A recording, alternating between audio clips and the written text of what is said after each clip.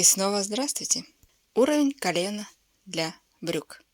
По замеру или по формулам на основе табличных данных? Я, конечно, предпочитаю по замерам. Очень уж разные у всех параметры. Даже здесь в разных источниках есть абсолютно разные рекомендации, как проводить замер.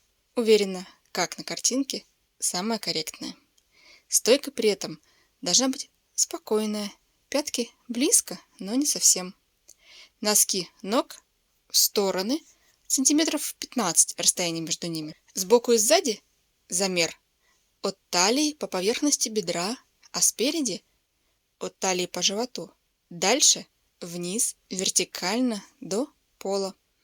Если женщины в обуви на каблуках, это будет до подошвы. У мужчин тоже некоторое повышение от пола, когда они в обуви.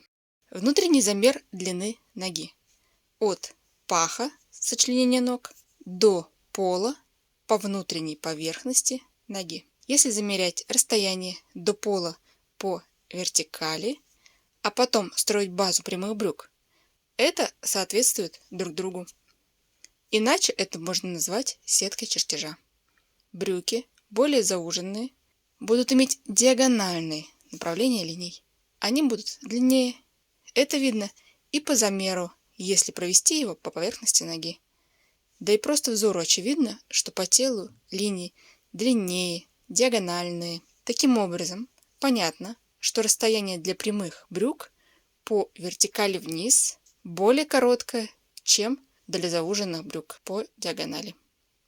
Это соответствует математическим правилам. Между двумя параллелями самое короткое расстояние по прямой по перпендикуляру к этим линиям. Иначе говоря, расстояние от бедра до колена для прямых брюк меньше, чем для узких. Если нет точных замеров, а только табличные данные, то есть формулы расчета этого расстояния. Они немного различаются, но суть одна. Например, популярная формула расстояние от бедра до низа разделить пополам и из этого числа отнять 2 см для узких брюк до 5 для прямых, в зависимости от степени расширения спрямления линий. То есть расстояние до колена короче расстояния от колена до низа. А насколько по модели брюк в указанных параметрах.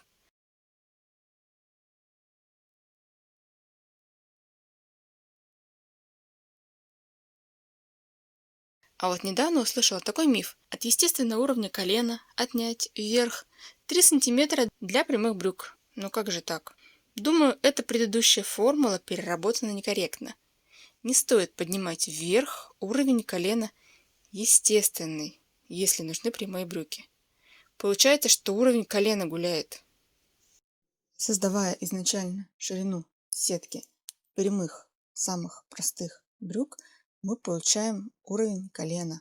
Создавая на его основе потом более узкие брюки, заужая ширину колена, мы можем получить более длинные линии. Но уровень колена остается тем же. Вроде бы все близко звучит, но получается во втором варианте неправда. Удачных вам экспериментов в пошиве. Проверяйте услышанное логикой.